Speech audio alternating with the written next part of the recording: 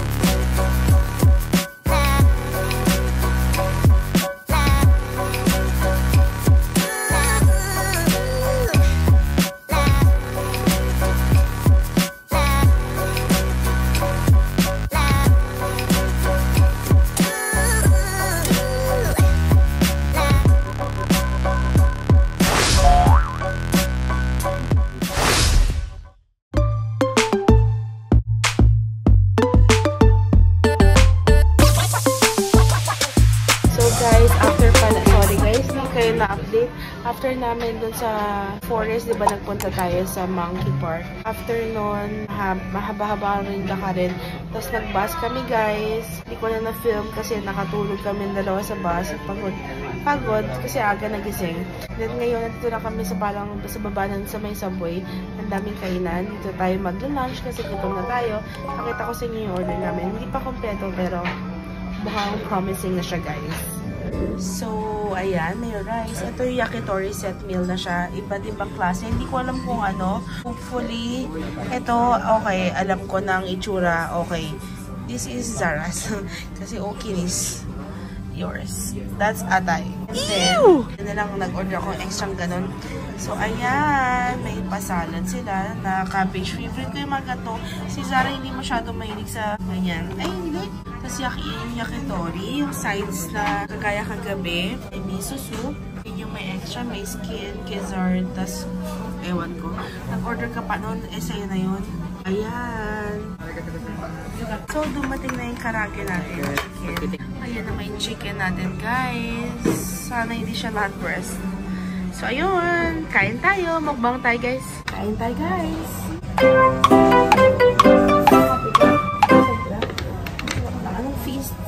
Miso soup. Ang sarap. I-mix mo? I-mix ko. Sobrang type mo. Masyado malasa?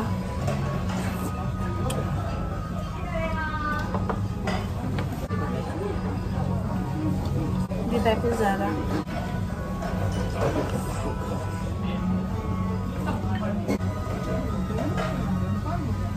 Si Zara hindi mahilig sa ganito, yung mga coleslaw na salad. Ako type na type ko. Pero maganda yan guys na pang balance. Tapos lagyan nyo yun ng mga salt, pepper, gano'n. Para lumasa.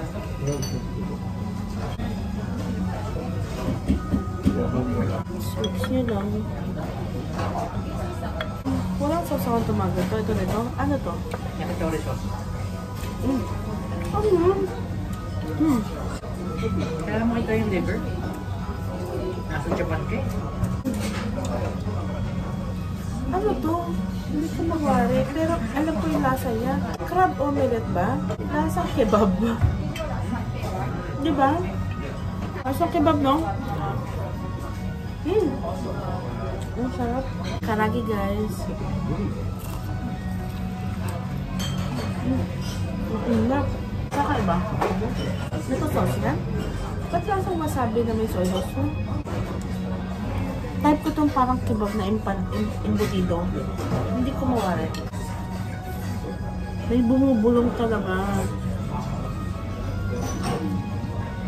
Salad. Lagyan mo salt pepper. Yung yakitori set meal, $10 Canadian. Mura na sa presyo. No? Ano yan, gizzard? Anong lasa? Hindi masyado. Yung set, yun yung presyo. So, yung mga stick ni Zara, parang $2 isa. Tapos yung karage, 8, no?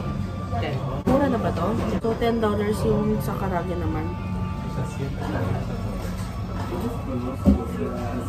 Kubang inok.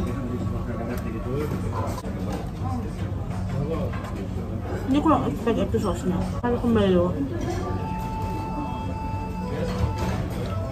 Tap ko. Nakakaiyak sa lahat. Itong orders natin, mas mura pa rin ata ito doon sa kinain natin gagabi. Yung ating pag-usapan yung kinain namin sa last vlog. Yeah, tanggal umay dito. Chicken. Oh. Kung gis to, mura to. Diba? Ano to? Thai? Chicken skin. Chicken skin, guys. Wah.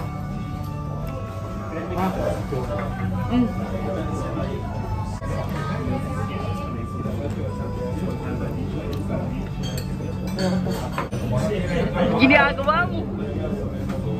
Yak!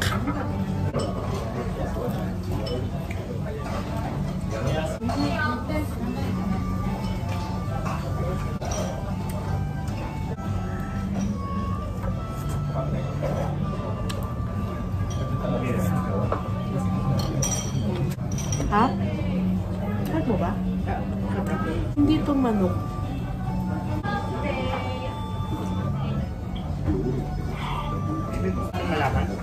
Huwag na nating alamin. Imagine yung meron akong atay sa plato ko. Baka di na ako nakakain after kong kumagat nun. Kasi nakalagay dun sa menu, yakitori set meal. Wala namang description yun. Pwede mo hindi na mayonnaise? Shooting.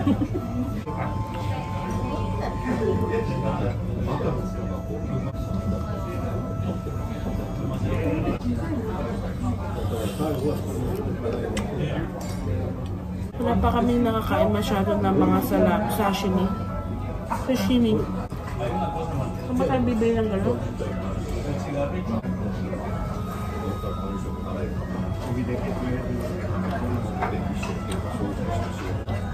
Hindi ko na guys sausaw yung manok. Hindi ko na bet yung sausawan ng manok. Try natin siya nang wala.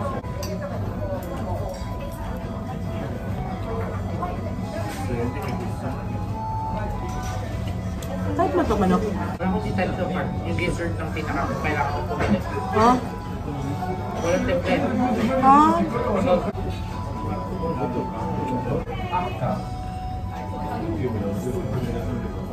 I guess ganun ang yakitori nila, no?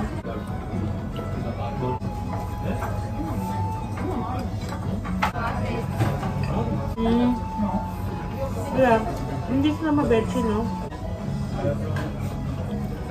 Type mo yung balat? Hindi ko pala. Kasi kasi siyang isaw ng baboy.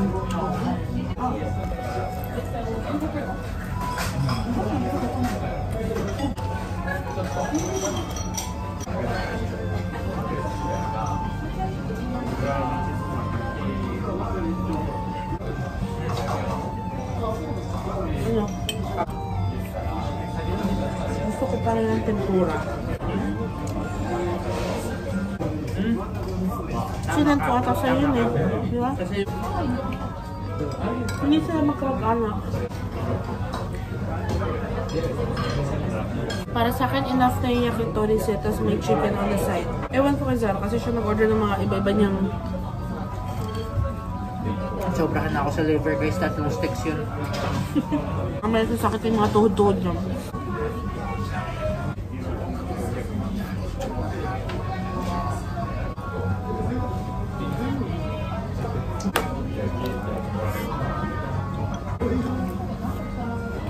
Isaw guys.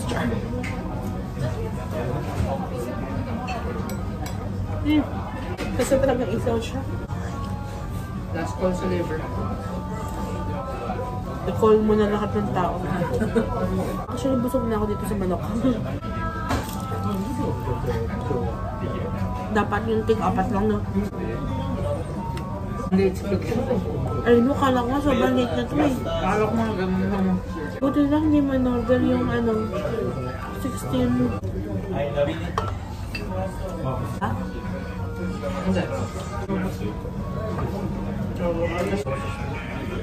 Hindi. Ang sarap. Ito, sa sauce na to. And I'm done. Pakita ko sa inyo. So, ayan. Ubus ang kanin. Ubus ang salad. Ubus yung chopstick dyan. Ay, ito pala yung mga sticks ko. Ayan. Yan lang di ko talaga bento eh. Ayan naman yung manok. Wala na. Ubus. Okay, I rate this 8/10. Mula sa kagabi na -10 sa araw. So, yung lahat ng kinain namin, total nun, lahat-lahat na ay almost $40 Canadian dollars. Sobrang mura nun, guys. Ito, pag kinain mo sa Canada, $80 na to. Feeling ko. Nandito tayo, guys. Ayan yung Kyoto Tower. Sa tapat, ayan yung Kyoto Station. Sasakay tayo niyan. Pupunta tayo dun sa may Torii Gates na orange. Let's go! Pasok tayo, guys.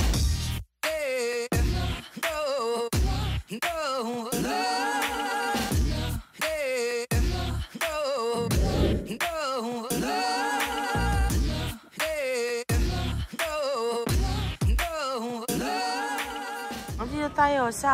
Anong tawag dito? Fushimi Inari. Ha? Fushimi Inari Taisha. Fushimi Inari Taisha. Arigatou gozaimasu. Let's go inside, bitches. So, andito tayo sa Fushimi Inari Tayama. Ayan. Temple ba to? Ito ata yun sa mga wish-wish nyo, guys. Pag may mga gusto kayong mangyari. Ayan. I think bibili kayo sa kanya. Tapos, ilalagay nyo dyan. Tapos, sasabit nyo. Ganda.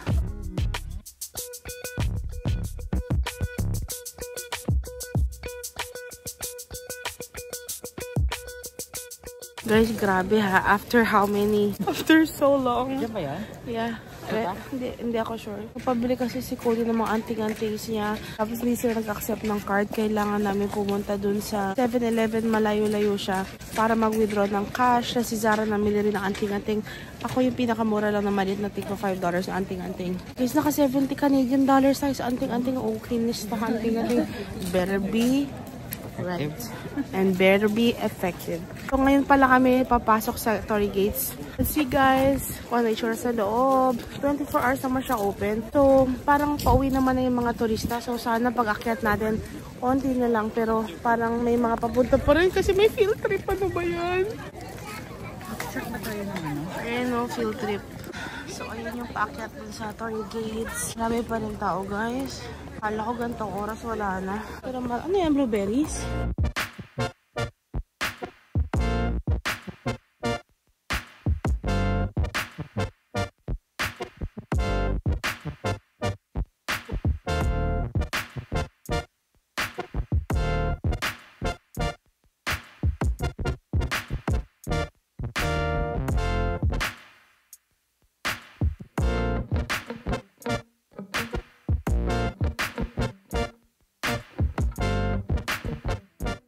Himas. Sarap ng himas ko dyan ah. Para to sa puso. Wala sa utak, sa bugay, sa puso. Ay, may ganun. Oo, ikaw din. Naramdaman ko yung spirit. Oh.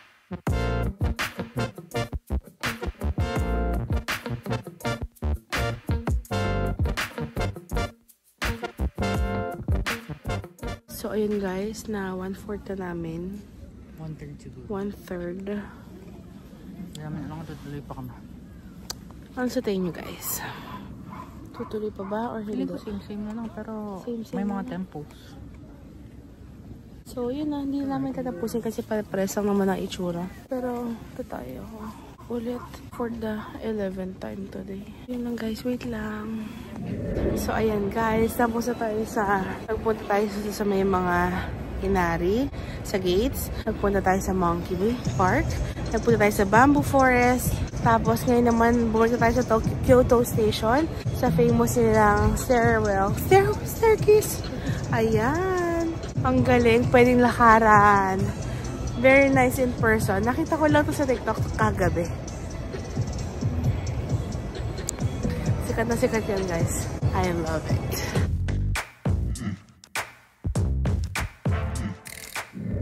Hi guys! So ayun, tapos ang ating bus ride na 11 stops. Nandito tayo sa Shiho Omiya. si Job niya. Maiba naman para di convenience store ang ating dinner. McDonaldo. Let's try McDonaldo. Let's go inside, guys. Lumabas tayo ng McDonaldo kasi hindi niya nagustuhan yung menu. Ako naman kung saan lang naman niya trip, doon ako nag-a-adjust eh. Kumbaga, kahit saan ako. Wala siya nagustuhan. Bakit yung sushi kanina ayaw mo? Eh, ang mahal eh. Mahal. Magreklamo ko na ang gastos natin dito. Anyways, takwit tayo. Guess what? Kombini mo hotdog desu ka. Punta tayo ng Family Mart or 7-Eleven. Kung nakasara, bala na. Sakit ang tuhod ko. Ang sakit ng tuhod. Ano kung ano kayo nangyayari. Parang tutuklap yung balat, guys. Guys, papakita ko sa inyo yung binili namin sa Family Mart. Meron kaming tinapay para sa aking chicken. Wala kasi yung pancake nila or yung tinapay katulad ng last na binili ko. Meron kaming ganito ulit kasi masarap. Meron snack si Jana. Anong nakalagay dito? Rice crackers, ha? Mag-date sila. Meron din siyang cup noodles. Mag-date sila. Yun ulit yung cup noodles niya. Meron akong lotion kasi daw yung balat niya sobrang hapit. Normally hindi kami magbabayad ng $5 para sa ganito. Pero oh my goodness. Snack bukas or tonight. Whipped cream and custard. Dalawa sa loob. Aking soy sauce chicken. Snack namin sa biyahe papuntang Osaka bukas. Yes, addict kami or ako sa custard cream. Meron siyang yung kina-additan niyang spam musubi. Spam musubi ba to? Hey, go. Di naman masarap. Ang dami namin pinamili guys. Snack niya bukas or breakfast niya bukas. Tartar fish. Yak. Tartar fish. Fish na may tartar. Hindi nagpapaklining. Last but not the least, ang snack namin tonight before bed. Nakamahal sa lahat ng pagkain na nabili namin tonight. Dyan. Tignan nyo naman kung gaano ka-perfect yung strawberries nila. Holy moly. Dang. Nagpaalam muna ako kay Jana before binili kasi napakamahal. I mean, sa standard namin mahal yan. Total nga pala ng pinamili namin ay dyan. Halos 3,000 yen.